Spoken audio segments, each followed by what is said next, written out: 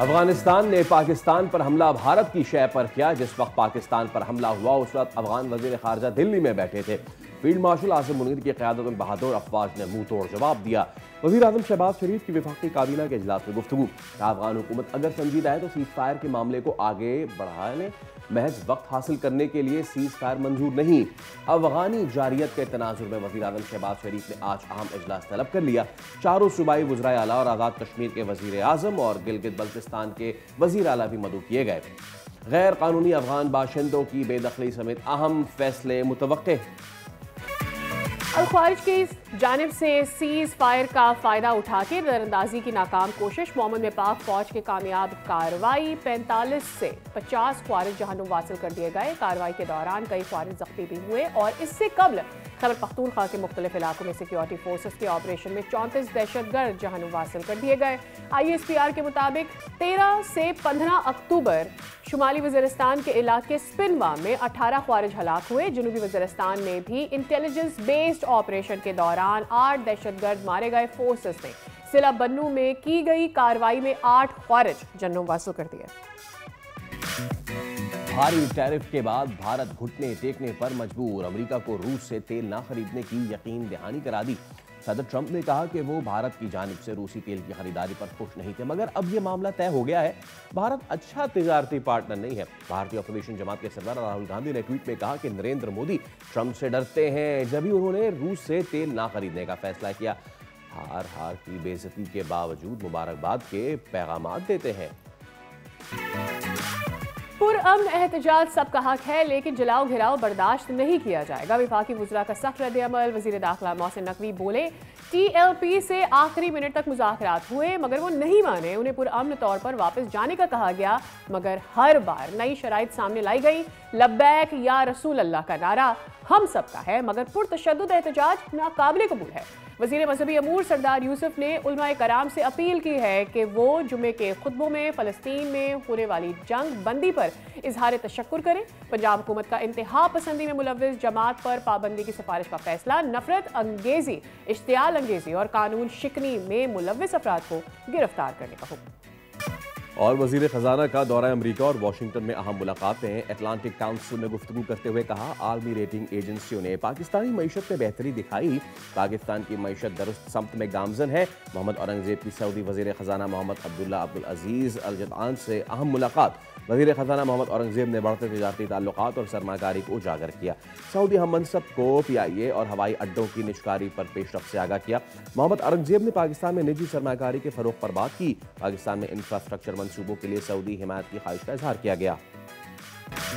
अस्सलाम वालेकुम, खुश आमदीद। भली करे आया जी आया नू बखैर आगले बशत के दुनिया बोले के साथ। मैं हूँ फैसल करीम और मैं हूँ सादिया सैमसन। फैसल, अच्छी सुबह है, वीकेंड की तरफ जा रहे हैं, but I want to open the show with this thought कि रिश्ते तब तक ही अच्छे लगते हैं जब तक कि वो आपके लिए नुकसानदेह ना हो जाए। खैरियत है? सुबह सुबह रिश्तों की बात कर रही हैं आप? बस आई थिंक वैसे तो ये सारे रिश्तों पर अप्लाई हो सकता है, लेकिन मैं फिलहाल स्पेसिफिकली 2 ममालिक के रिश्तों की बात कर रही हूँ। ओह अच्छा। Yes. यानी ख़ास तौर पे आप 2 इस्लामी बरादर ममालिक की बात कर रहे हैं। एब्सोल्युटली। एक मुल्क पे बुरा वक्त आया हो तो दूसरे ने उसकी मदद की हो। बिल्कुल। ना सिर्फ मदद की हो बल्कि दीदा दिल फर्श राह के मिज़दाक अपने शहरों में भाइयों की तरह रखा हो। यस। और अगलों ने रिहाइश से लेकर कारोबार तक सब यहीं सेट कर लिया हो। बिल्कुल, और फिर बिल्कुल। जाकर दुश्मन मुल्क की गोद में बैठ जाए तो उसे क्या कहेंगे? आई थिंक कहेंगे तो उसको पाक अफगान रिश्ता, लेकिन बात यह है कि अब हो गई है पाकिस्तानियों की बस। और अब इस बयानिए और पूरी कौम की जो तर्जुमानी करते हैं वज़ीर आज़म शहबाज शरीफ, कल उन्होंने एक अहम खिताब किया और बड़ी अहम बात किया। जी हाँ सादिया, और वज़ीर आज़म शहबाज शरीफ का कहना था कि अफगान तालिबान ने भारत की शय पर पाकिस्तान पर हमला किया, मजबूरन भरपूर जवाबी कार्रवाई करनी पड़ी और अफगानिस्तान के साथ जायज़ शराइत पर बातचीत के लिए तैयार है। थोड़ा सुन लेते हैं वज़ीर आज़म शहबाज शरीफ क्या कह रहे थे इस हवाले से। मुकम्मल तौर पर हिंदुस्तान की शय के जिस वक्त ये हमला हो रहा था पाकिस्तान के ऊपर, तो उनके जो वज़ीर ख़ारजा मुत्तकी वो दिल्ली में थे। जो हमारे सपा सलार हैं फील्ड मार्शल सईद आसिम मुनीर, उनकी लीडरशिप में ये हमने उनको मुंह तोड़ जवाब दिया। वहाँ से जो दहशतगर्द अफगानिस्तान से ऑपरेट कर रहे हैं उनको खुली छुट्टी है। हमें पर मजबूरन ये जवाब और भरपूर अफवाज पाकिस्तान को जवाब देना पड़ा जो हमने दिया है। तो एक दफ़ा फिर से वज़ीर आज़म मियां शहबाज शरीफ ने बहुत क्लियर मैसेज सेंड कर दिया है and I think field marshal की जानिब से बहुत क्लैरिटी आ गई है। हम सबको अब पता है कि व्हाट इज़ द लाइन, और वो लाइन किसी भी मुल्क पाकिस्तान नहीं क्रॉस करने दे सकता। इसी बात करते हैं ब्रिगेडियर रिटायर्ड वकार हसन साहब हमारे साथ मौजूद है दफाई तज्जिया कर। अस्सलाम वालेकुम ब्रिगेडियर साहब, very very good morning to you. I think Pakistan had been giving this message across Afghanistan को, बार बार हम कह रहे थे, प्यार से भी कह रहे थे और यही भाईचारे के तहत भी कह रहे थे कि आप हमारे बरादर मुल्क हैं और हम चाहते हैं कि हमारा रिलेशनशिप रहे, और हम वहाँ की स्टेबिलिटी अपने से जोड़ रहे थे बार बार, लेकिन नहीं समझ आई उन्हें। एंड आई थिंक ये जो लाइन कल ड्रॉ हो गई है वज़ीर आज़म और फील्ड मार्शल की जानिब से इससे पहले, I think that is the line that gonna continue from here. Thank you very much. एक मुहावरा है अंग्रेजी का, batting on a dead horse, और बीटिंग द डेड हॉर्स भी है। इसमें अभी देखा जाए रीजन में दो डेड हॉर्सेस हैं, एक मोदी की रजीम है और एक तालिबान रजीम है। And somehow I feel that Taliban regime को अफगानिस्तान से अलग करना चाहिए। वी आर इन टर्की, और यहाँ पे जो डायस्पोरा है वो बड़ा स्ट्रांगली खिलाफ है। कहते हैं इंतहाई एरोगेंट जाहिल लोग हैं, और बेसिकली जो है वी वर एक्सपेक्टिंग कि ये पाकिस्तान का ही हाथ काटेंगे या उसको बाइट करेंगे। तो एक तो आई थिंक जो ऑपरेशन हुए पाकिस्तान ने मजबूरी में किए, लेकिन आई थिंक बड़ा सोच समझ के किया गया। इसके मैंने देखा 3-4 बड़े इंपॉर्टेंट इम्पैक्ट्स आना शुरू हो गए। International community had to jump in. जो दोस्त ममालिक भी हैं, ठीक है, पहले एडवाइस करते रहे, बट नाउ दे रियलाइज के ये पाकिस्तान जो है उसने जब अटैक किया तो फिर खित्ते में सिचुएशन पूरी बदल जाएगी। नंबर 2, इंटरनली जो है उसका काफी इम्पैक्ट आ रहा है। एक तो जो मिथ थी इनकी 5000 साल की इन्विंसिबिलिटी की, जो I think it was build up by दोस्त यारों ने बिल्डअप की, वो 5 घंटे में कहते हैं खत्म हो गई है। बिकॉज पीपल थॉट कि जी ये एरोगेंट किस्म के लोग हैं, तालिबान रजीम को कोई हाथ नहीं लगा सकता and all that on Russian. हालांकि देखा जाए तो जो ऑक्यूपेंट आया वो तो फिर 12-12 घंटे में उन्होंने कब्जा भी किया ना अफगानिस्तान पे। अमेरिकन आए, रशियन आए, took them days and hours, और फिर इनको डेकेड्स लग गए आज़ादी लेने में, जिसमें पाकिस्तान का मेजर रोल रहा है। और आई थिंक इंटरनेशनली भी इम्पैक्ट आ गया। Internally there lot of division in Taliban rank. अभी आप देखेंगे कि ऑलरेडी कॉल्स आ रही हैं। अभी इवन हक्कानी नेटवर्क से सरकार ने कह दिया थी कि ये जो बात कर रहे हैं सोवियत यूनियन अमेरिका को डिफीट कर, लड़ाई तो हमने की है, इनके बच्चे तो गल्फ में पढ़ रहे थे या पाकिस्तान में बिजनेसेस कर रहे थे। तो there is a huge division. गुलबदी निस्बत जार इज गेटिंग वेरी ग्रुप, फिर नॉर्दर्न रिसर्च फ्रंट है। तो ये अंदर की खबरें यहाँ से टर्की में भी हमें मिली। उसके अलावा जो I think it's a very appropriate action, और 48 आवर्स के बाद अगर इनकी अकल ठिकाने नहीं आती तो इंशाल्लाह चीज़ें फिर मजीद आगे जाएगी। ब्रिगेडियर साहब, रोज़गार कमाने से लेके क्रिकेट खेलने तक और यहाँ शादी करके सेटल करने से लेके अपने बच्चों को बाहर पढ़ाने तक, हमने कभी भी किसी भी चीज़ पे सवाल नहीं उठाया। And you know it better कि किस तरीके से सिर्फ इन्होंने यहाँ नुकसान नहीं पहुँचाया। मैं शहर कराची में बैठा हूँ, यहाँ ज़्यादातर स्ट्रीट क्राइम में कौन मुलविस रहा है, let's not speak about that. आप यहाँ यहीं से थोड़ी आगे कुछ 100 किलोमीटर पे ट्रांजिट ट्रेड जब होती है बलूचिस्तान से, तो वहाँ से कैसे कैसे चीज़ें आ जाती हैं, ये इसमें ये भी मुलविस रहे। So now the thing is कि इस पे जो पड़ोसी मुल्क एक वावेला मचा रहा है कि देखें पाकिस्तान ने ये कर दिया और अपने आप को मेहमान नवाज कहते हैं और ये मेहमान नवाजी है। Nobody is going to tell us कि हमने क्या करना है, हमारी ज़मीन है, हमारी पॉलिसी है, हमें पता है हमें क्या करना है। जी बिल्कुल, इसमें देखें ये तो it was a huge I would say strategic illegal spectrum बन गया था। और आई थिंक इससे पहले भी बात हुई है कि चाहे वो स्मगलिंग है, चाहे वो नारकोटिक्स है, आर्म्स है, फिर टेररिज्म। सबसे बड़ा आई थिंक वो टेररिज्म। यस। और इसमें भी आई थिंक बॉर्डर मैनेजमेंट भी की गई है। और दूसरा ये बड़ा ज़रूरी है, देखिए सबसे बड़ा सवाल तालिबान को पूछना चाहिए, मैं हमेशा से पूछता हूँ, इसको छोड़ें कि हम रिपोर्ट कर रहे हैं, मतलब बेसिकली तो 50 साल 40 साल हमने रखा, ऑलमोस्ट 50 लाख तकरीबन आबादी थी, 5 million plus and minus. Actual figures अभी भी आई वुड से 30 लाख है या शायद इससे ज्यादा है। तो इतने बड़े तो कुछ ममालिक नहीं है यूरोप के, तो टेक्निकली तो आप एक पूरा मुल्क पाल रहे थे और अपनी आई वुड से मवाक़ात की बेसिस पे जब भी डिसीजन हुआ, अभी ये क्यों नहीं जाना चाहते? That is a bigger question. We ask the diaspora, वो कहते तौबा तौबा करते हैं, कहते इतनी ऑप्रेसिव और रूथलेस रजीम है, जाहिर लोग हैं, और the way they are controlling. देखिए 2 करोड़ खवातीन को आपने बंद किया हुआ है third decade of 21st century घरों में, मतलब ये चल सकता है। और भारत में जाके आप जो है पगड़ियाँ और सेन कर रहे हैं, चादरें, और उधर फिर आई थिंक भारतीय मीडिया ने भी खूब फिर इनकी दुर्गत बनाई जब खवातीन को निकाला गया, और फिर फॉरेन ऑफिस ने कहा अच्छा जी बिठाएं फिर हर किस्म की खवातीन को बिठा के। तो ये आई थिंक बड़ा ज़रूरी था कि आप इनको वापस भेजें। अगर ये इतना स्ट्रांग मुल्क है, वो बड़ा डॉलर की बात कर रहा था कि अफगानी करेंसी हमारा बड़ा स्ट्रांग हो गया, तो फिर ले जाना क्यों नहीं जाना चाहते? ईरान ने Yeah. पिछले साल में 12 लाख अफगान को रिपेट्रिएट किया है, अपने घरों को जाएं।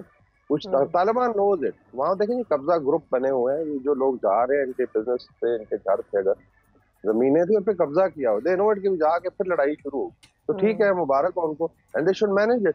लेकिन मेरे ख्याल में अभी मेरी अपनी असेसमेंट 6 महीने से ज्यादा ये रिजीम नहीं चल रहे हैं। ऑल राइट, अब वी रियली होप कि वहाँ पे डेमोक्रेसी हमें नजर आ सके, उनके अपने लोगों के लिए भी ये बहुत अच्छा होगा। ब्रिगेडियर साहब, it was very wonderful to have you on the show, thank you so very much for giving us your thoughts for the day. इससे पहले कि आगे बढ़ें, जरा मौसम की बात कर ली जाए। करवट लेना शुरू कर दी है मौसम ने, और यहाँ कराची में तो बैठ के हम कोयटा से उम्मीद लगाए बैठे हैं कि भाई वहाँ ठंडी हवा चले। तो यहाँ while you were coming office, maybe you came earlier, आपने नहीं विटनेस किया होगा, I witness smog, it was not fog, I witness smog in Karachi. हर तरफ धुंध नजर आ रही थी and it was more of polluted air, वास्ट आपको नजर आ रही थी। थोड़ा आगे जो है ना, मैं जब यहाँ आ रहा था तो आज सेंटोरस वाला माहौल लगा, एक लंबी इमारत है और वो बेसिकली कचरा जला रहे थे पीछे। No that's was from my home. So मुझे ऐसा लगा कि एट द वेरी बिगनिंग जो एयर में स्टैटिक पार्टिकल्स होते हैं मुझे वो दिख रहे थे, एंड आई फील कि क्या कराची में भी स्मॉग इन मे बी सर्दी जब होती है ज़्यादा वो हो सकती है। यानी मेरे लिए ये अभी फिक्र की बात नहीं है व्हाट आई सी, बट क्या आगे हो सकती है that I have to. Karachi का तो पता नहीं, लेकिन लाहौर में क्या हो रहा है? ओह यस, यहाँ पे हल्की धुंध का अब सिलसिला शुरू हो चुका है, हद निगाह की कमी है। इसके बाद ट्रैफिक पुलिस ने भी हिदायत जारी कर दी। हमारे नुमाइंदे अफजाल अब्बासी हमारे साथ मौजूद है। अफजाल, ओवर टू यू, जरा बताइए क्या धुंध आना शुरू हो गई है लाहौर में?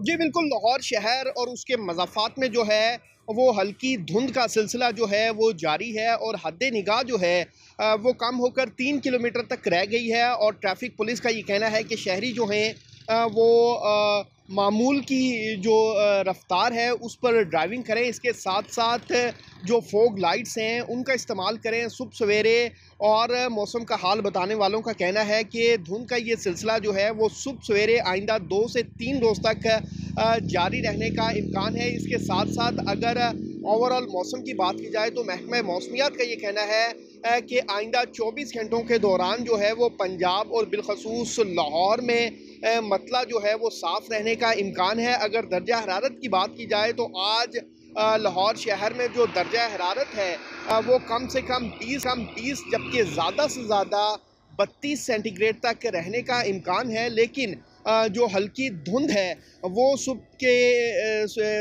के औकात में जो है वो हल्की धुंध का ये सिलसिला आइंदा 2 से 3 रोज़ तक जारी रहने का इम्कान है।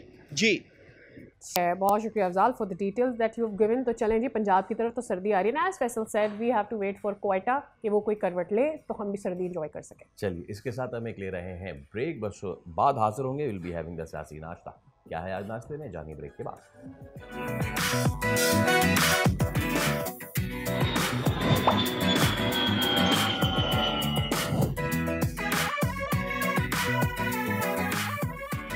Welcome back. दुनिया बोल में कहते हैं एक दफ़ा फिर खुश आमदीद। वी रियली होप के you have had a good start of the day, and at least हमें ये सबको पता है कि आज वीकेंड है तो शायद एक दिन तो हमें मिलेगा ज़रूर अपने साथ कुछ टाइम गुजारने के लिए, probably. But with that Faisal मेरे जहन में ये आ रहा था कि हम सबको पीस ऑफ माइंड चाहिए होता है, हमें अपनी सराउंडिंग्स में भी सुकून चाहिए होता है। एंड विद दैट अभी पिछले दिनों जो भी कुछ हुआ, वी सीन जिस तरह का एहतजाज हुआ, अब मेरे जहन में ये बात आती है कि जी ठीक है, एहतजाज सबका जमहूरी हक है, मगर पिछले दिनों मजहबी जमात के एहतजाज के बाद जो सूरत-ए-हाल पैदा हुई है वो इस कदर बिगड़ गई थी कि eventually state had to make a decision, उनको इंटरफेयर करना पड़ा।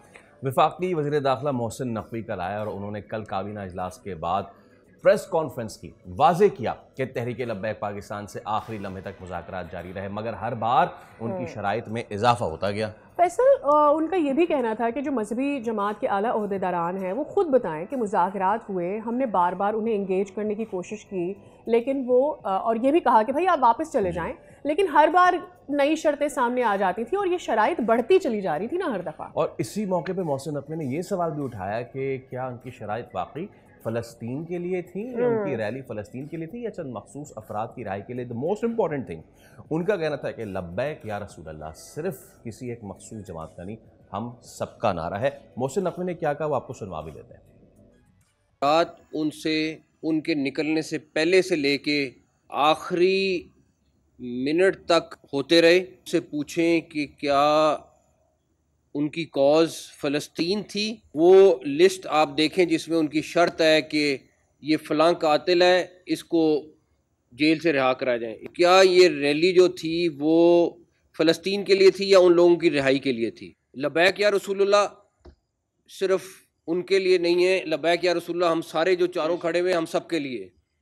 ये नारा उनका नहीं है, ये नारा हम सब का है। इतना कहूँगा कि उस दिन किसी के ऊपर भी तशद्दुद नहीं हुआ, सिर्फ उन लोगों पे हुआ जो पुरतशद्दुद थे।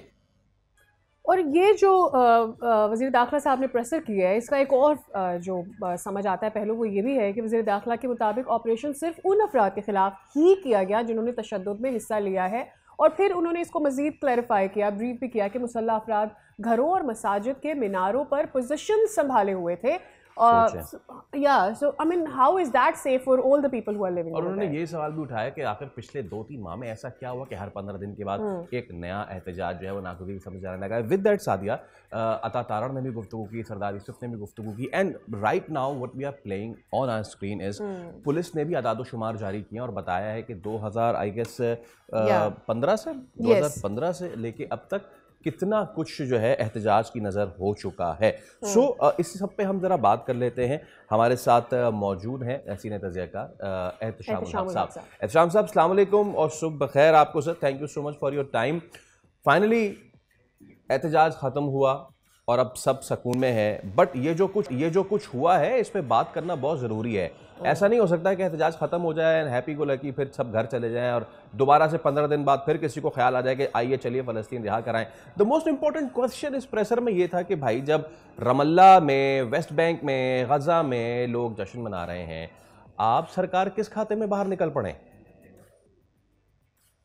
देखिए फैसल, वो एक ओल्ड सेइंग है कि गलतियां जो है ना वो पुरानी गलतियां नहीं, नई गलतियां करनी चाहिए। गलतियां कर करके आप अपने मामला खराब करते हैं। ये काश ये देखे ना, रियासत को जब से ब्लैकमेल करना शुरू किया हुआ है, और ये अगर आप देख लें PMLN की हुकूमत में पहली हुकूमत में जत्था इनका आया था, इनके वालिद साहब थे, उनकी शराइत थी। जब आप शराइत की बात कर रहे हैं, इन्होंने कहा जी फलां फलां आदमी को हुकूमत से निकालें। जाहिद हामिद, आपको पता है इनके वजीर थे, उनको जनाब PMLN के उनको निकाला गया था, इनके कहने पे निकाला गया था। तो देखें रियासत को, हुकूमत को ये ब्लैकमेल करते रहे।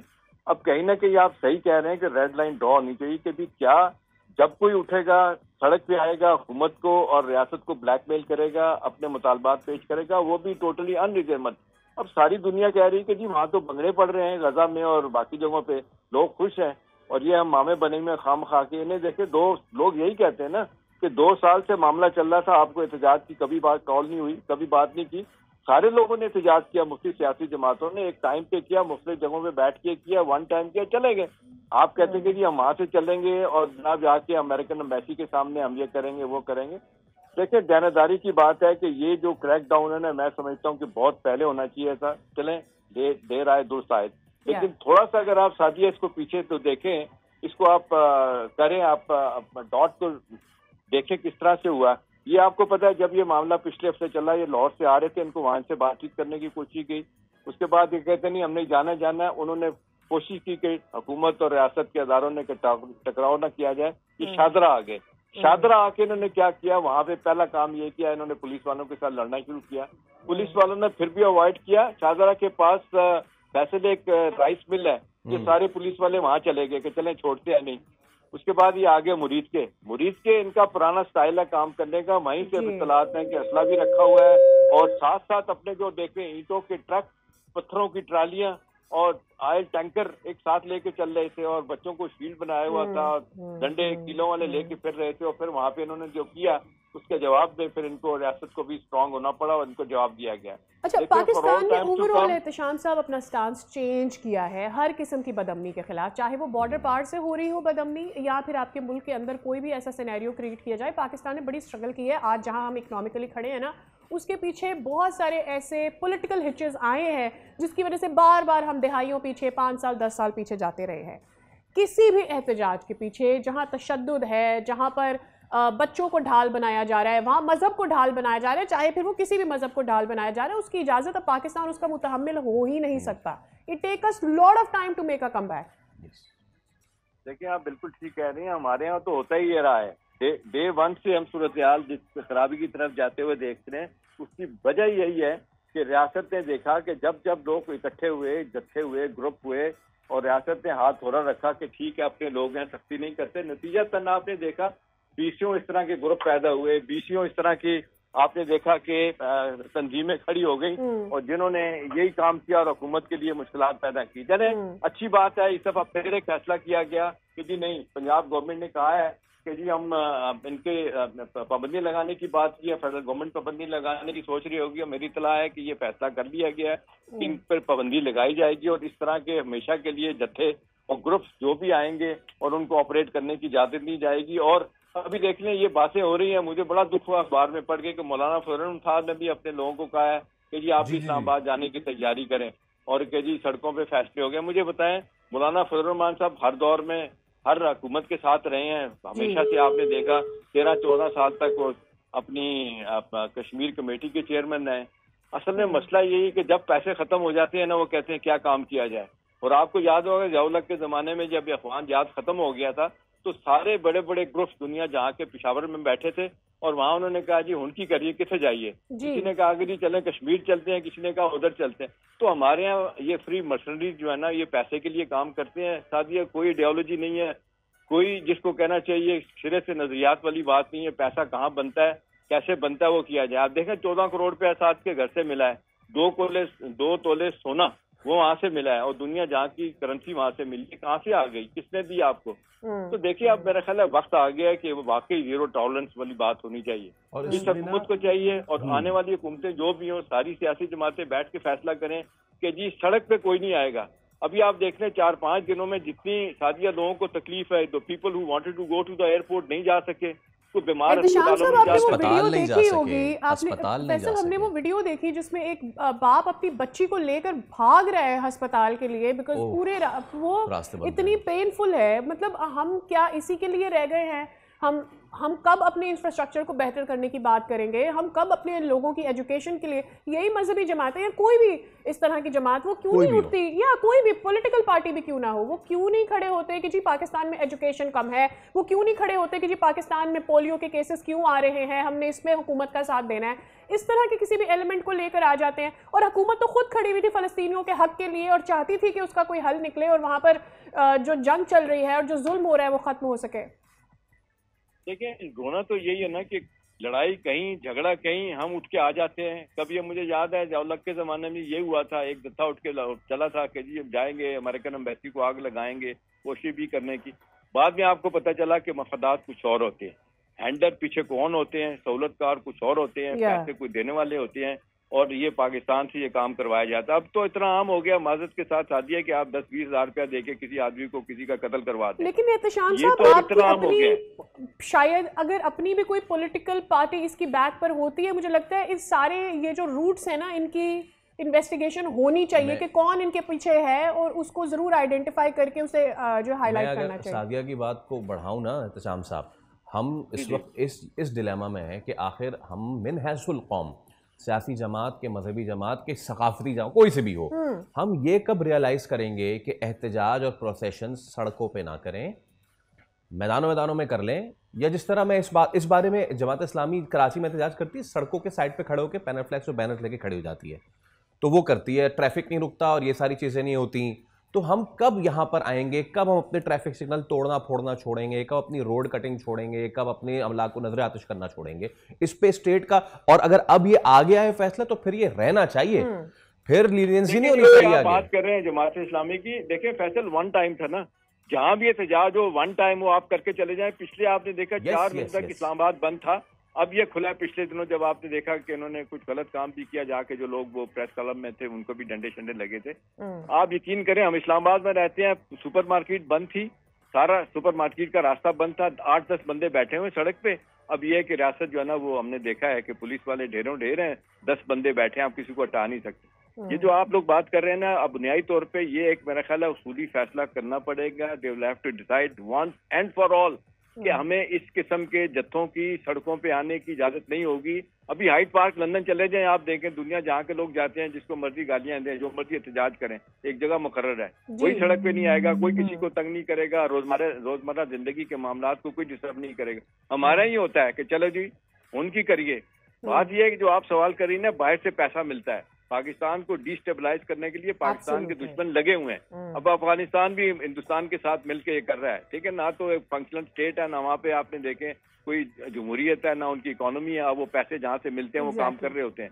किसी को नहीं पता कि इनको किसने माल दिया। अफोर्ड ही नहीं कर सकता है अब 2025 के बाद पाकिस्तान अफोर्ड ही नहीं कर सकता है तशाम साहब कि हम ऐसे किसी भी so called right of expression को एंटरटेन करें जो आकर हमारी सड़कें उखाड़े, हमारे लोगों को परेशान करें। बहुत शुक्रिया तशाम साहब, it was wonderful to have you on the show. जनाब हम एक ब्रेक ले रहे हैं, ब्रेक के उस पर जब हाजिर होंगे तो आपको ये बताएंगे कि जब आप हीरोगिरी करते हैं तो दुनिया आपका कैसे मजाक उड़ाती है। Meet you after the break.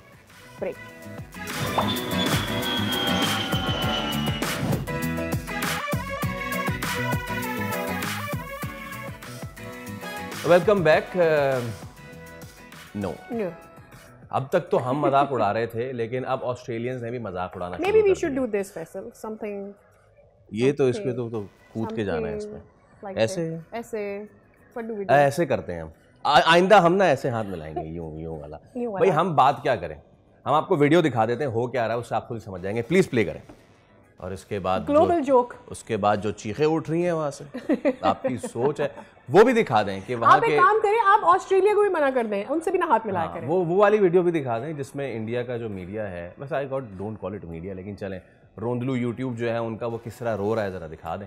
और उस पे देखें हमने किस तरह नमक छिड़का है।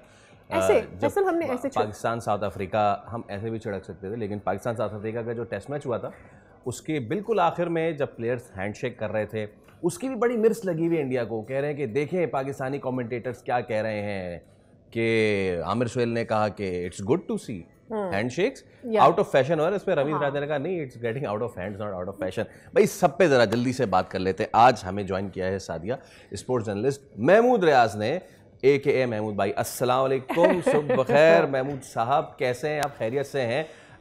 मैं आपसे डिजिटल हाथ मिला रहा हूं कि आप भी मुझसे डिजिटल हाथ मिलाना चाहेंगे डिजिटली? यहाँ आप ऐसे कान के पीछे ले जाएंगे? डिजिटल नहीं, हम आके बोल न्यूज में आपसे गले लग जाएंगे यार। हाथ मिलाना तो ये हमारी कौम, हमारा मजहब जो है वो इसका दर्ज देता है, हमें इससे कुछ भी नहीं है। जो लोग इससे जल रहे नहीं कर रहे, मेरा ख्याल उनके लिए ज्यादा तबाही है। हम तो हर जगह डिजिटल क्या, हमने आपसे फिजिकल भी हाथ मिलाया है और आइंदा भी हम हाथ मिलाने के लिए तैयार हैं। लेकिन महमूद भाई मुझे एक चीज समझ में नहीं आ रही कि हॉकी में तो फिजिकली हाथ मिला लेते हैं, वहां पे इनको अपनी सेना याद नहीं आती। सारी हुब्बुल वतनी क्रिकेट के मैदान में, वो भी इंडिया पाकिस्तान में, क्या ये खुला तजाद नहीं? ये 2 मरतबा खुला तजाद है। असल में आप क्रिकेट की डायनामिक्स को समझे ना, तो पाकिस्तान भारत में क्रिकेट जो है ना वो बिल्कुल एक टॉप नॉच किस्म की चीज है। बाकी खेल आपके जो होते रहे, यकीन करें ये कबड्डी के अंदर ज्यादा अच्छे मिल रहे होते हैं और हॉकी के अंदर इन्होंने हाथ मिलाया। लेकिन चूंकि क्रिकेट का कैनवस बहुत वसी है, क्रिकेट जो है वो पाकिस्तान और भारत की डिप्लोमेसी, पॉलिटिक्स, इन तमाम चीजों पर असरअंदाज होता है। मतलब आज अगर पाकिस्तान भारत की टीमें मैच खेलने लग जाए तो इसका मतलब आपके ताल्लुकात बिल्कुल सही हैं, जो कि भारत ये चाहता नहीं है और पाकिस्तान ने हमेशा वेलकम किया है। और आप ये देखें कि जब ये तमाम चीज हो रही थी, पूरी दुनिया कह रही थी कि यार अभी तो हम ये कर रहे हैं, लेकिन आपको इसका अंदाजा नहीं है कि फिर आपके साथ ये देखें, ये सोशल वर्ल्ड है, सोशल मीडिया वर्ल्ड है, इसमें अब भारत सरकार की वो पट्टी पलीद हो रही है। लेकिन आहिस्ता आहिस्ता क्या हुआ कि जो अच्छे मोतदिल लोग थे भारत में, उन्होंने इससे किनारा कशी कर ली। आप देखिए गंगोली हो गए, कपिल देव हो गए, रवि शास्त्री हो गए या अजहरुद्दीन हो गए, ये तमाम आहिस्ता आहिस्ता इनके बयान आने शुरू हो गए कि भाई जब खेल ही लिया तो हाथ मिलाने में क्या जाता है। सही, लेकिन तो अब उनको अंदर से जी मुझे ये बताएं कि हमें कम्प्लीटली ऐसा लगता है, ठीक है, एक पॉलिटिकल ऑब्वियसली तरीका ज़रूर हो सकता है, अपना political narrative through cricket ground भेजने का एक तरीका हो सकता है जो इस वक्त इंडिया चाह रहा है। बट मुझे ऐसा लगता है कि उसके बदले में जो बेइज्जती उसे मिली है, उसके बाद शायद कोई टर्न बैक हो सकता है, शायद वो अपनी गलती से सीख जाएंगे। देखिए ये बात ये है कि यहाँ तक तो ये बात सही है कि ये कोई आईसीसी के कवानीन नहीं है कि आपने इससे हाथ मिलाना है, इसके पीछे अगर हम जाएं तो कुछ चीजें होती है ना कि वो अनरिटर्न होती हैं, किसी भी माशरे के, किसी खेल के कुछ असूल होते हैं जो किसी किताब कल्चर का हिस्सा होता है। इसमें यह है कि क्रिकेट को गेम ऑफ जेंटलमैन कहते हैं, इसीलिए क्रिकेट के अंदर कोई पेनल्टी नहीं है।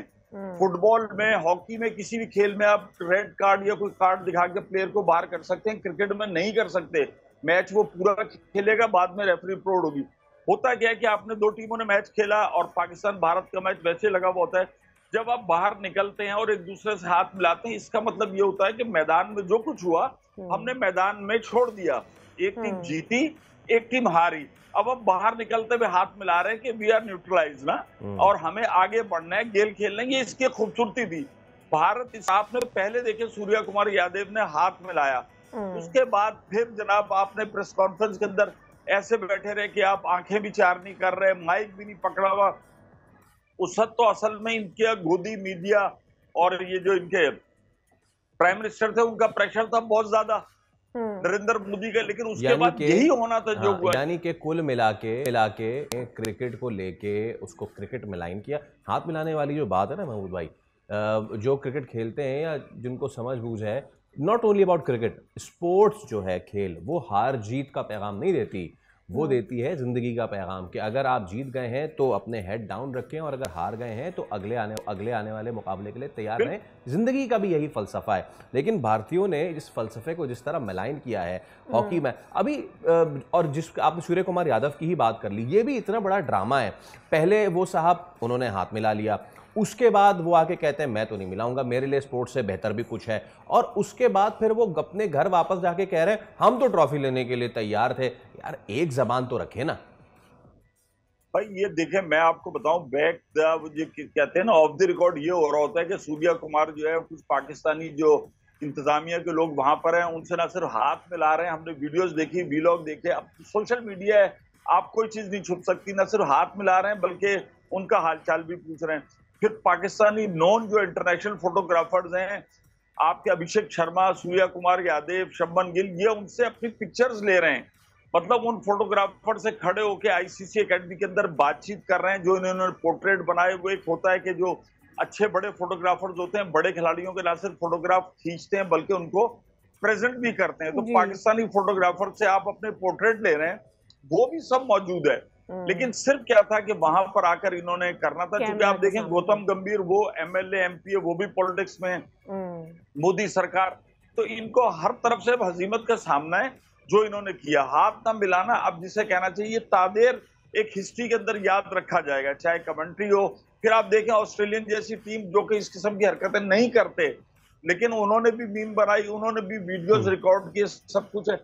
ये अब इनका एक तवील अरसे तक ताक़ुब करता रहेगा जब तक ये हाथ नहीं मिलाएंगे। ये जो और मेरे ख्याल में जब हाथ मिलाना शुरू कर देंगे ना महमूद भाई, उसके बाद भी मेरा नहीं ख्याल कि इनकी जान छूटेगी। बहुत शुक्रिया for your time, it was wonderful to have you. फटाफट ब्रेक लेते हैं, उसका दोबारा हाजिर होंगे। मीनवाइल विराट कोहली ने भी ऑटोग्राफ दे दिया ऑस्ट्रेलिया में पाकिस्तानी को। मिलकर देख लेते हैं।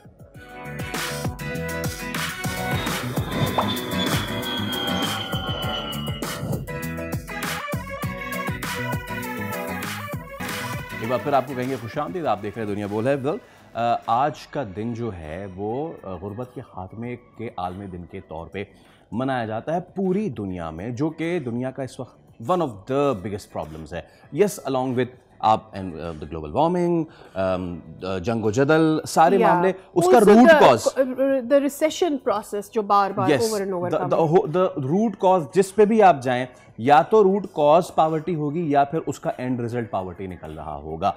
इस साल का जो थीम है वो है समाजी और इदारा जाती बदसलूकी का खात्मा।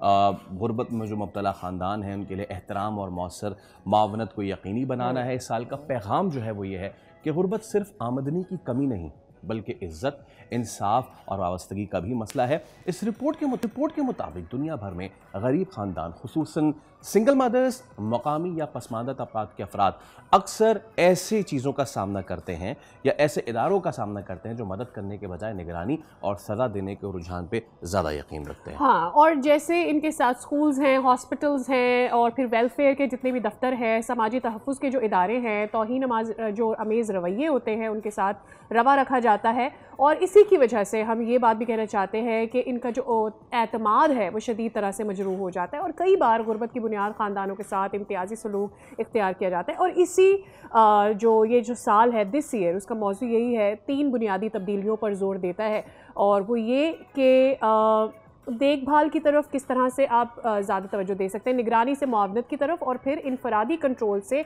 शराकती हल की तरफ किस तरह से आया जा सकता है। एब्सोल्युटली। यूनाइटेड नेशंस के मुताबिक अगर पॉलिसी साज इदारे और माशरे मिलकर एहतराम और साथ देने के निज़ाम पर मबनी मनसूबे बनाएं तो ख़ानदान मज़ीद मजबूत होंगे और बेहतर मुस्तकबिल हमारा हो सकता है। When we talk about the बेहतर मुस्तकबिल, जो कि मईशत से जुड़े सिलसिले में पाकिस्तान जो है वो आजकल एक नई डेवलपमेंट हो रही है, और वो ये कि वज़ीर ख़जाना जो है उनका दौरा अमेरिका है और वाशिंगटन में उनकी अहम मुलाकातें।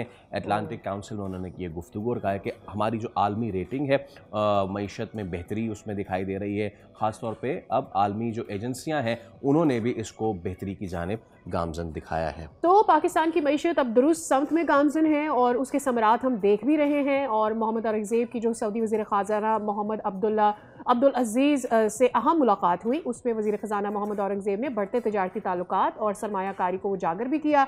साथ ही साथ सऊदी जो हम मनसब हैं उनको PIA और हवाई अड्डों की निजकारी पर पेशरफ के हवाले से भी आगाह किया है। So this is the latest development. Okay, हम ज़रा बात कर लेते हैं। हमारे साथ मौजूद हैं साबिक़ मुशीर वज़ारत ख़ज़ाना माहिर मईशत डॉक्टर खाकान नजीब साहब। डॉक्टर साहब, गुड मॉर्निंग, अस्सलाम वालेकुम and thank you so much for your time. Yes, another meeting, yes another बयान। सबसे पहले तो कैसे देखते हैं एटलांटिक काउंसिल में जो वज़ीर ख़ज़ाना औरंगज़ेब साहब ने ये बयान दिया इसको?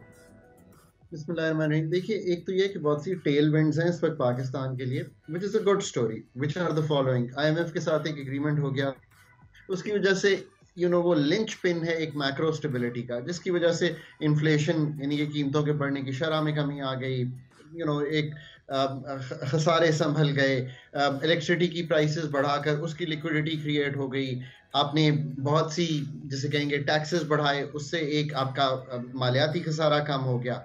तो ये तो एक ऑन गोइंग जिसे कहेंगे स्टेबिलिटी का असर है।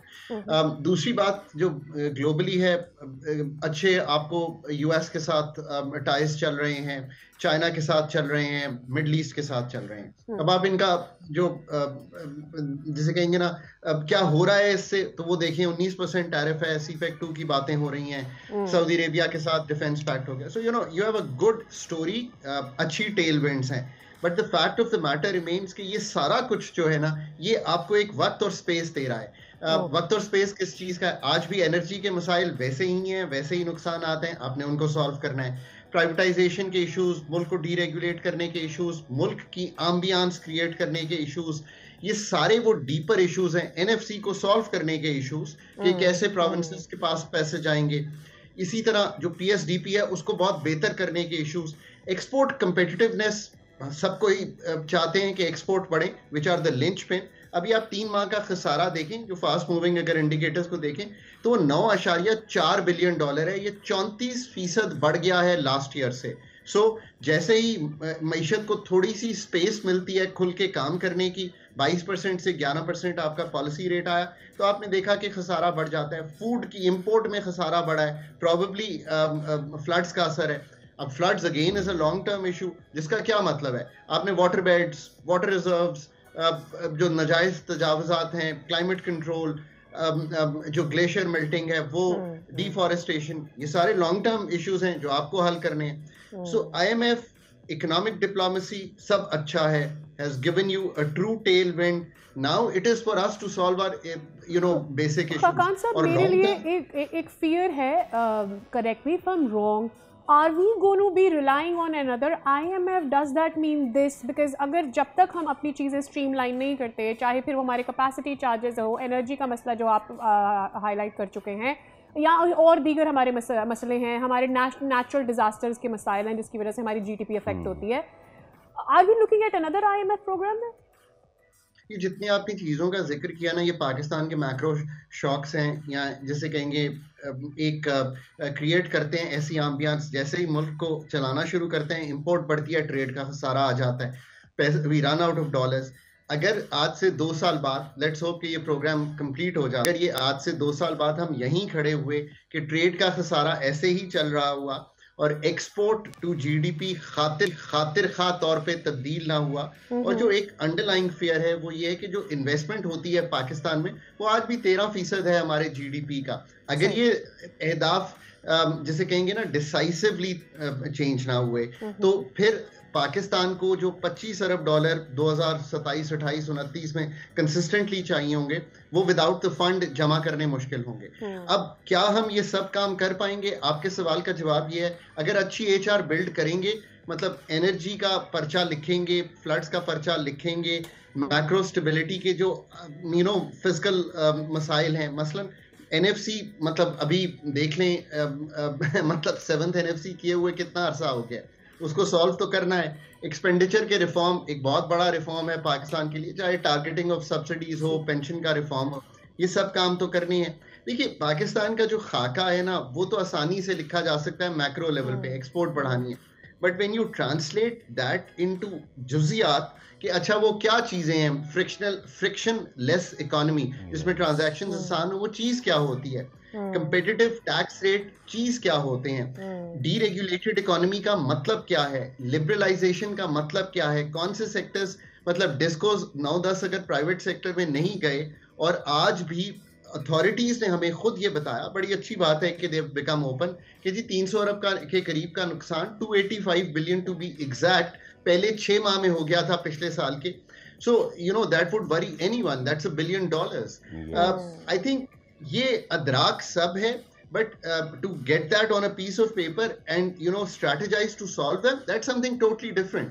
अगर आप ये कर लें तो फिर तो आप इस मसले से ही निकल जाएंगे जो शॉर्ट टर्म बार बार मैक्रो रिस्क आता है और मुल्क इस चीज में चला जाता है। बट जो पहले 3 माह के इंडिकेटर्स हैं हमारे ट्रेड के, for me that is worrisome. I am sure कि अथॉरिटीज उसको देख रही होंगी कि फूड की इंपोर्ट क्यों इतनी बड़ी, अगर मशीनरी की बड़ी है तो क्या हम कंसिस्टेंटली मशीनरी मंगवाते चले जाएं, जबकि इंटरनली हम कहते हैं इतनी मशीनरी पड़ी है कि टेक्सटाइल की एक्सपोर्ट 25 अरब डॉलर पे जा सकती है 17 से। So why is that machinery unused? और फिर उसी तरह के एक एम्बियंस बनाना, ये ग्रोथ के फ्रेमवर्क को तब्दील करना, ये बड़े सीरियस मसाइल हैं। बहुत से मुल्कों को मुश्किल आती है, पूरा सब सहारन अफ्रीका इन मसाइल को नहीं हल कर पाता, पर ईस्ट एशिया जो है उसने इस मसाइल को हल कर लिया है, रीजनल ट्रेड भी बनाई है। हमें रीजनल ट्रेड के लिए कैसे कार कंट्रीज, ईरान इनके साथ, सऊदी अरेबिया के साथ कैसे आगे बढ़ना, I think that's the whole framework. बहुत शुक्रिया डॉक्टर साहब, it was wonderful to have you on the show. और हम टाइम जब हम कहीं भी फंसते हैं, we do get you on board to figure out के अब बहुत सारी अच्छी लाइंस के साथ what are the underlines that we need to understand. So thank you so very much for having us with you to explain all of that. अच्छा फैसल, आपने vision की बात की, आपने कहा कि बहुत सारी अच्छी लाइंस एंड ऑल, सो आपकी अच्छी लाइंस उस वक्त तक अच्छी नहीं है जब तक वो लोगों तक पहुंचना चाहे, राइट? सो और आजकल के जो दौर है उसमें it's all about the I balls. तो आपका जो पैगाम है वो चाहे जितना भी अच्छा क्यों ना हो, जब तक वो मौसर तरीके से लोगों तक ना पहुंच पाए, उसकी रिलेटिविटी क्या है लोगों के साथ, आप जो आसपास की हमारी सिचुएशन है उसको कितने अच्छे से असेस कर पाते हैं और फिर उसको लिंग्वली कितने अच्छे से आप आगे बयान कर पाते हैं, ये सारा आपकी एक अप्रोच होनी चाहिए। अच्छा, इससे मेरे जहन में आ रहा था Faisal, you must have seen some ads going पिछले दिनों में जहाँ पर एक कॉल की जाती है और ये बताया जाता है घर पर के अबू आपको क्या पैसे मिल गए, आप ठीक हैं, आप उस चीज़ में मे बी इन्वेस्ट करना चाहते थे, have you got that money, अम्मी आपको पैसे मिल गए, may be have you seen those ads? I have seen those ads as well, और मैं इसमें कहना चाहता हूँ true portrayal of our society basically. Actually yes, हमारी जिंदगियाँ इतनी बिजी हो गई हैं वक्त के साथ साथ कि हम अपने घर वालों की ज़रूरियात का ख्याल रखना चाहते हैं। सो इवन इफ हम फिज़िकली कहीं पर मौजूद नहीं होते हैं, हम ये ज़रूर चाहते हैं कि ठीक है हम दूर ज़रूर हो सकते हैं लेकिन हमारे घर पर सब कुछ सही हो, और ये हमारा पीस ऑफ माइंड होता है, ये हमें सुकून देता है कि ठीक है हम शायद इमोशनली या फिज़िकली वहाँ पर नहीं हो पाए लेकिन जो मसाइल थे हम उनको किसी हद तक अगर सॉल्व कर पाए। And when I say that, उसमें फिर अब जैज़ कैश जो है वो उसने एक नई एडवर्टाइजमेंट बनाई। अब इस एडवर्टाइजमेंट, इस कैंपेन के पीछे लॉजिक क्या है, ये कितनी मौसर है, इसका फीडबैक कैसे आ रहा है, मतलब बाकी सारी चीज़ें, तो इस सब पे हम बात कर रहे थे। आज हमारे साथ मौजूद हैं सैयद असद रिजवी साहब, जो कि अवार्ड विनिंग मार्केटिंग विजनरी है, स्ट्रेटेजिक ब्रांड लीडर और हेड है marketing communications jazz cash. Asad साहब अस्सलाम वालेकुम। Good morning. बहुत शुक्रिया आने के लिए, thank you so much. So my question is, क्या है आइडिया इसके पीछे, what is it all about?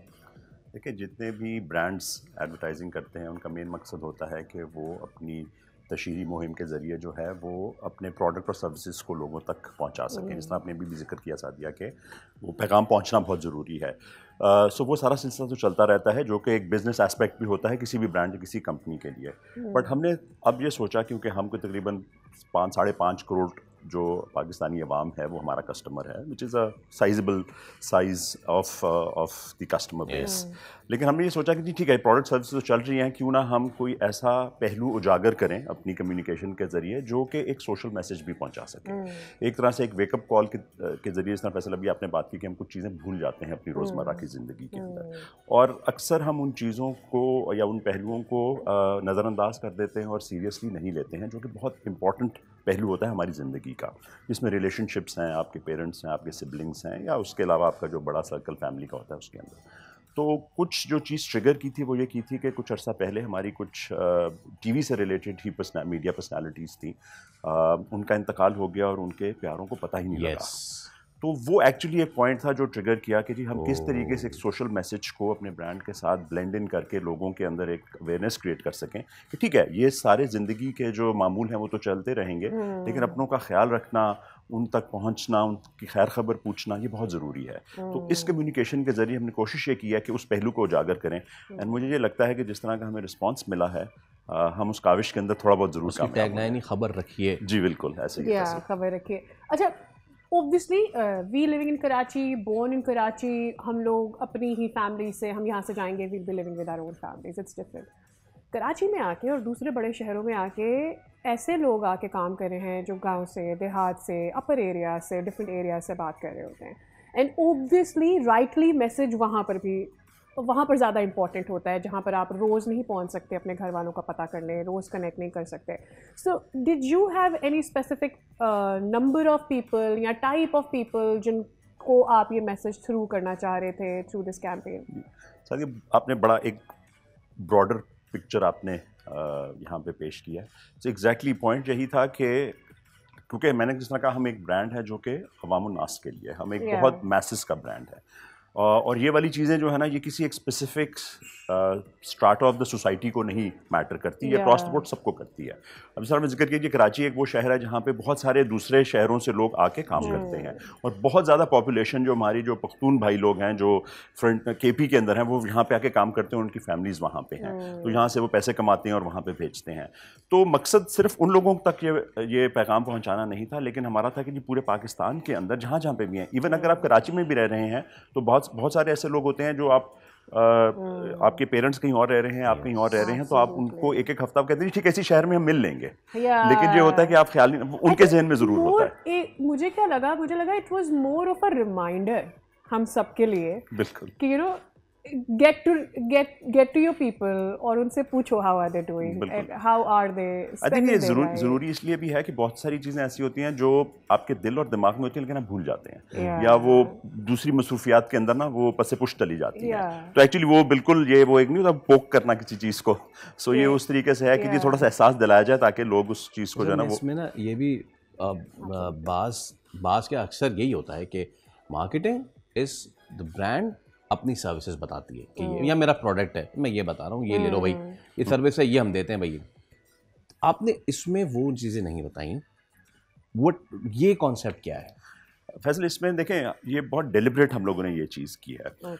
जब शुरू में ये ऐड बना, कुछ हमने शॉर्ट्स ऐसे लिए थे जिसके अंदर प्रोडक्ट की यूजेज दिखाई गई है, लेकिन जब फिल्म का फर्स्ट कट हमारे पास आया तो हमने वो इसमें से माइनस कर दिया, क्योंकि हम इस मैसेज को जो है वो कमर्शियल एंगल से नहीं प्रेजेंट करना चाह रहे थे। तो हमने कहा हमारा ब्रांड तो लोग यूज़ भी कर रहे हैं और ज़्यादा से ज़्यादा इस्तेमाल कर रहे हैं, क्योंकि ये एक ऐसी सर्विस है जो लोगों के लिए बहुत मुफीद है। बहुत सारे ऐसे लोग हैं हमारे जो प्रॉपर बैंक अकाउंट्स नहीं खोल सकते हैं, तो इसके लिए आपको सिर्फ एक मोबाइल फ़ोन चाहिए, एक आपको नेशनल आइडेंटिटी कार्ड चाहिए और आपका अकाउंट बन जाता है। बल्कि आई विल टेल यू कि ये इतना फेमस हो गया है कि लोग आपसे ये नहीं कहते कि मैं ऑनलाइन पैसे ट्रांसफर करूँ, खुलते मैं जैज़ कैश कर दूँ। सो मेरा नहीं ख्याल it needs that marketing anymore. वो लोगों को ऑलरेडी पता है कि आपको पैसे ट्रांसफर करें, people ask do you have jazz cash, you know. So I think it doesn't even need that marketing, but if the message across send हो गया, मेरे ख्याल में आपकी कैंपेन की वो एक बड़ी कामयाबी। जी बिल्कुल, इसीलिए हमने कोशिश की कि हम उसके अंदर, हालांकि एक जगह के ऊपर वो लड़का पानी की बोतल लेता है, क्योंकि वो देखें उसका जो जर्नी है, उस जर्नी के अंदर वो एक बहुत ही अजियत से गुजर रहा है, जो ऑब्वियसली व्यूअर देख सकते हैं और वो जो लड़का खुद उससे गुजर रहा है वो उसको महसूस कर सकता है। तो उसके अंदर उसने एक जगह से वो पानी खरीदता है और वो QR कोड स्कैन करता है, तो वो भी इतना नेचुरली ब्लेंड इन उसके अंदर हुआ कि हमें ज़रूरत पेश नहीं है कि इसको निकालें। बट बाकी एक आध जगह पे और था, वो हमने माइनस कर दिया कि we wanted to focus more on the message, ताकि लोगों को वो बहुत स्ट्रेट फोकस सिंगल माइंडेड एक मैसेज जा सके। जब आप बात करते हैं कि स्ट्रेट सिंगल फोकस माइंड के साथ मैसेज जाए, तो उसके पीछे बंदा भी तगड़ा होना चाहिए, टेकन अ तगड़ा बंदा। Jami the top director of Pakistan, how was the experience working with that? देखिए जामी एक बहुत ही डिफरेंट किस्म के इंसान हैं। उनके साथ काम करने के लिए ना आपको प्रोडक्ट ऐसा क्रिएट करना है जिसको वो फिर ना लाइफ दे सके। सो जब ये इस थॉट के ऊपर हमने काम शुरू किया, तो मैंने अपनी एजेंसी के, मैंने सिर्फ फ़ोन उठाया और अपने एजेंसी के CEO को फ़ोन किया। मैंने कहा कि मुझे एक कॉन्सेप्ट लिख के दें जो सिर्फ जामी के लिए होगा।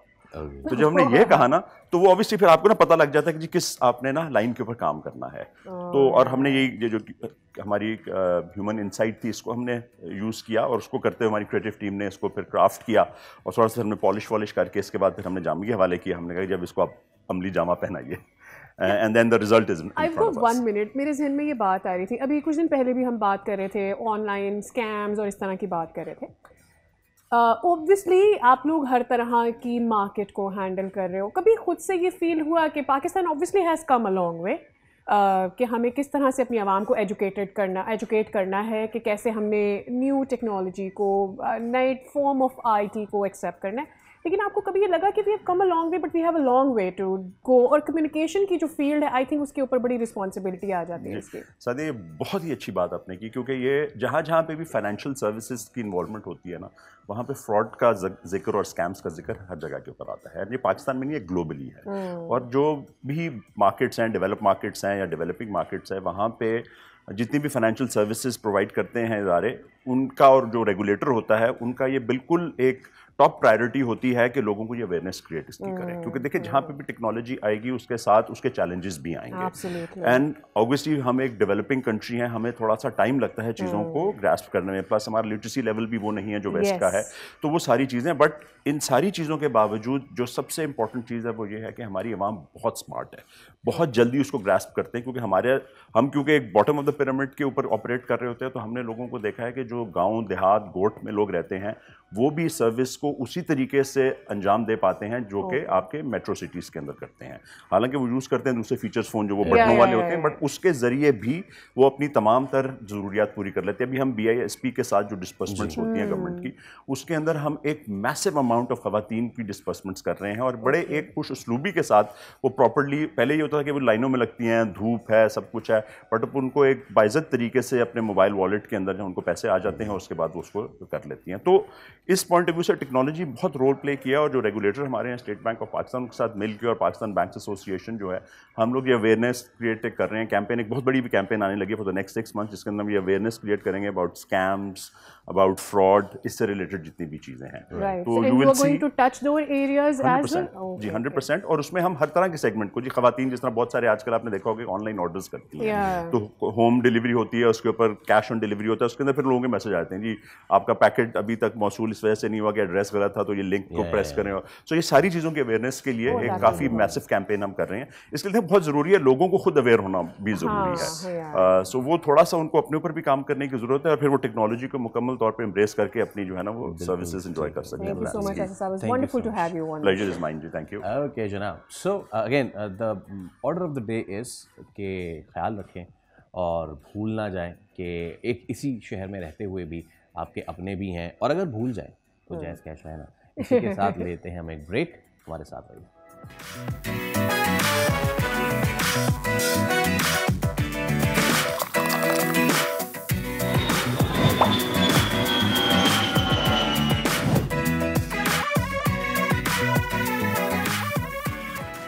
बैक। इससे पहले कि हम अगले सेगमेंट की जानिब जाएँ, एक छोटी सी update about the political setup, और वो ये कि नौ मुंतखब वज़ीर आला सुहेल आफरीदी ने काबीना के लिए मुशावरत तो मुकम्मल कर ली है और पुराने और नए चेहरे इसमें शामिल किए जा रहे हैं, लेकिन साबिक सूबाई वज़ीर जो हैं मीना खान के मुताबिक सूबाई काबीना बानी चेयरमैन से मुशावरत के बाद तश्कील दी जाएगी, और अगर बानी PTI से मुशावरत ना हो सकी तो फिर 2 मराहिल में सूबाई काबीना तश्कील दी जाएगी। तो खबर यह है कि सूबाई काबीना के हवाले से जो जारी होने वाली फहरिस्त है वो फिलहाल जाली है, और do not believe in that. बानी चेयरमैन से मुशावरत होगी, उसके बाद ही काबीना फाइनल की जाएगी। तो जहाँ से भी ये खबरें आ रही हैं वो अभी तक ऑफिशियल नहीं है from PTI's platform. All right, yes.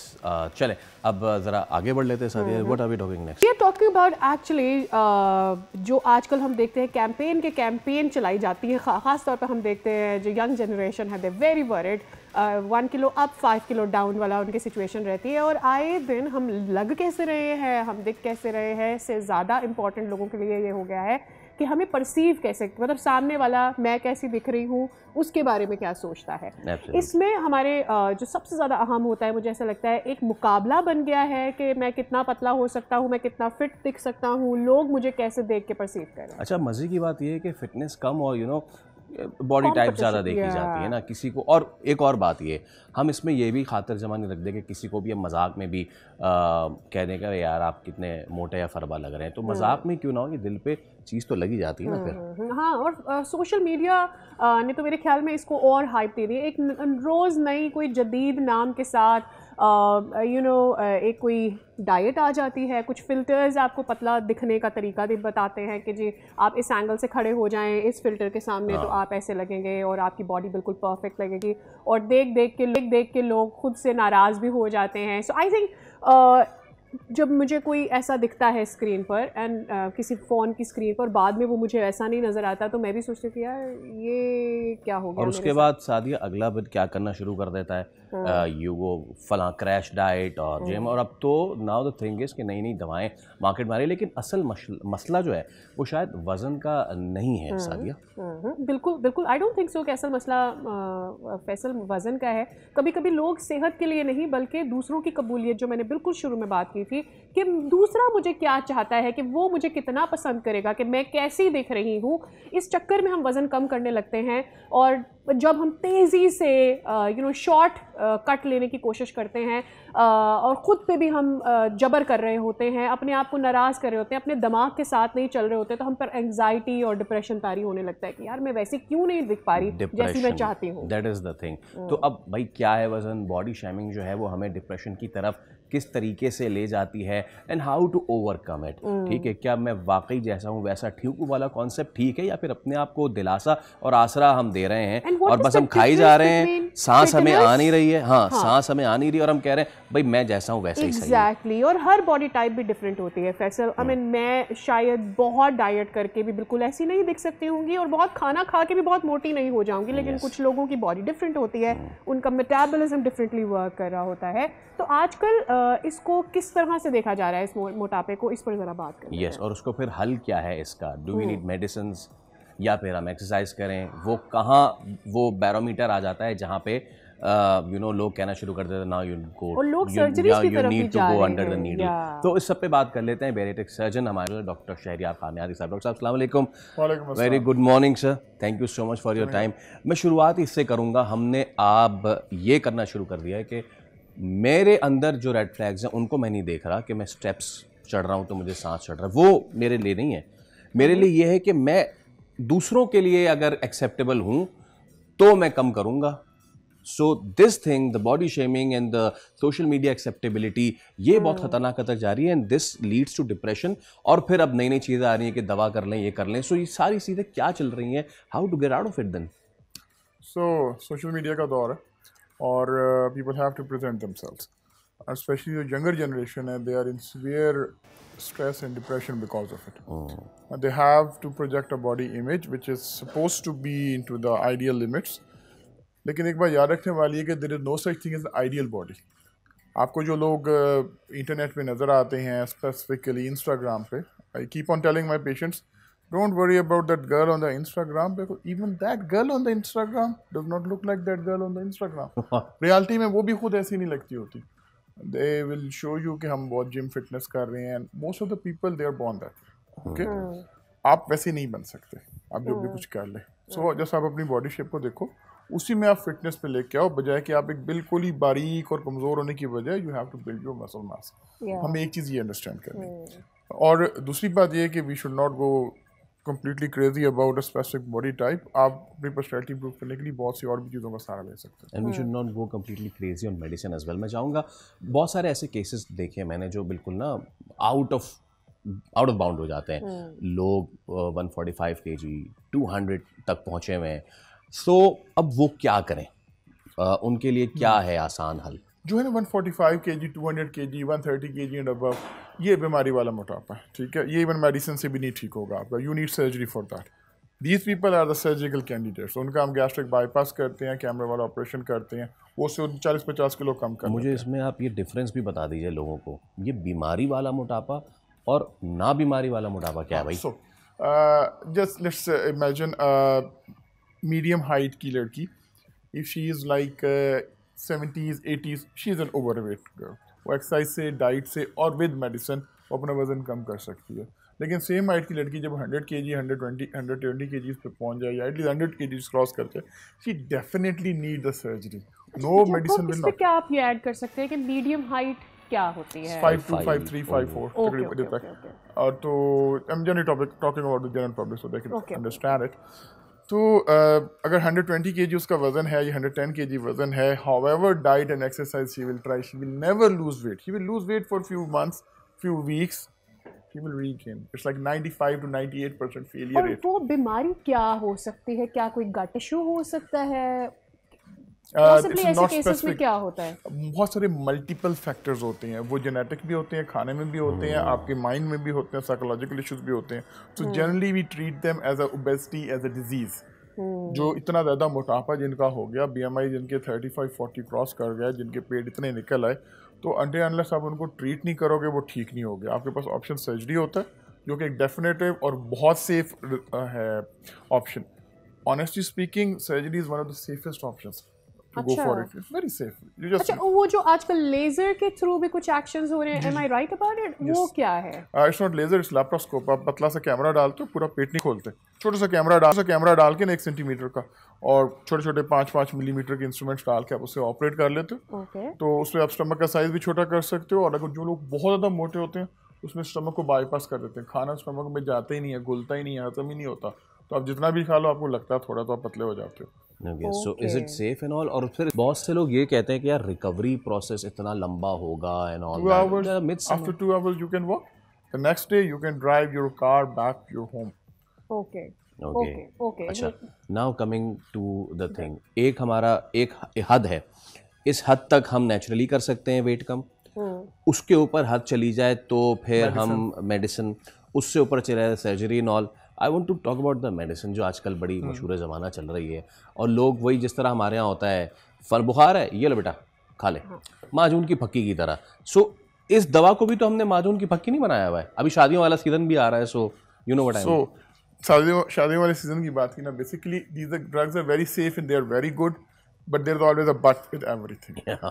आप 3 महीने यूज़ करो, अंडर डॉक्टर की सुपरविजन के यूज़ करो, 3 महीने 6 महीने यूज़ करो, वेट लॉस अचीव करो, उसको फिर मेंटेन करो लाइफस्टाइल मॉडिफिकेशन से। दिस इज़ द एक्चुअल इनका जो मकसद था वो ये था, आपको डाइटिंग में हेल्प करें, पतला करें, और फिर आप डाइट एक्सरसाइज से उसको मेंटेन करो। Think what is happening right now, इसकी ना बेसिकली एडिक्शन बन चुकी है। आप ड्रग्स से वज़न कम करते हो, छोड़ते हो ड्रग, वजन वापस आ जाता है, फिर नया फंक्शन अगर आना, जैसे अभी दिसंबर जनवरी में शादियाँ आएंगी, तो लड़कियाँ जो ड्रग्स हैं, ये सीमाग्लूटाइड इसका फार्मूला नेम, ये लगाना शुरू कर देंगी ताकि हम उस ड्रेस में फिट आना। दिसंबर तक फिट हो जाएगी शादी, ढेर सारा खा पी लिया, आराम से वजन 15-20 दिन में दोबारा बढ़ा लिया, फिर अप्रैल में शादियों का सीज़न आना है, दोबारा उसके लिए फिर दोबारा कम करो। So they are basically addicted to it. उनको मजबूरी है, उनको अच्छा लगना है। डॉक्टर साहब करता क्या है? अगर कोई इसे बार बार यूज़ कर रहा है, हर 3 महीने बाद, हर 3 महीने बाद, साल वो कर रहा है, होगा क्या उससे? 2 बातें। पहली बात, इनके लॉन्ग टर्म रिजल्ट्स नहीं पता। People are so crazy about it, बाहर भी, पाकिस्तान में भी, they just want to take the drug.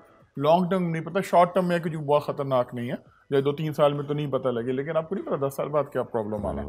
दूसरी चीज़ जो है, अगर आपकी किडनीज़ के या हार्ट के या लिवर के मसले हैं तो ये आपको जो है ना काफ़ी ज़्यादा नुकसान कर सकता है। तो डॉक्टर की प्रिस्क्रिप्शन के बगैर किसी से पूछ के दवाइयाँ ना खाना ऐसे ना शुरू कर दें। वन लास्ट थिंग, बहुत से लोग जो ये समझते हैं कि जी again coming to the thing कि जी ये काटा पीटी हो जाएगी और इससे ये फला ढिमका दवाओं के लॉन्ग टर्म हैं, if we go under the needle उसके कोई long term side effects? We go under the knife. Under the knife for the surgery. There are two types of surgery. The basic one is sleeve, जिसमें stomach को छोटा करते हैं, is absolutely almost very safe surgery. Okay. There are almost no long-term side effects, not dangerous ones at all. लेकिन medicine को लत नहीं लगानी, आपने डॉक्टर की प्रिस्क्रिप्शन के साथ सुपरविजन में यूज़ करना है। Don't make it a new drug दर्द वाली, या डोंट मेक अ न्यू जिस तरह के पैरासिटामोल सॉर्ट ऑफ, इट्स ये एडिक्शन वाली ड्रग बन रही है, आपकी नई हेरोइन बन जानी है। Okay thank you so much साहब। सो भाई order of the day is के एक तो भाई an apple a day keeps doctor away, तो आप सेब खाइए रोज़ाना, वो आपके वेट लॉस में भी मदद करेगा। बट अगर आप बहुत ज़्यादा ऊपर जा चुके हैं, अपनी मर्जी से खुद कुछ ना करें, आपकी ज़िंदगी किसी एक्सपर्ट से ज़रूर बात करें। बात और आपकी ज़िंदगी है, किसी की कबूलियत की वजह से अपने आप को तब्दील करने की आपको ज़रूरत नहीं। अगर आपको लगता है आप अनफिट हैं और आपको मज़ीद किसी भी किस्म के सर्जिकल प्रोसीजर से गुजरना है, तो किसी एक्सपर्ट के पास ज़रूर जाएँ। अब हमारी मुलाकात होगी कब फैसल? पीर को। तब तक रखें अपना ख्याल and stay healthy, stay safe. Allah कीजिए हमें इजाज़त।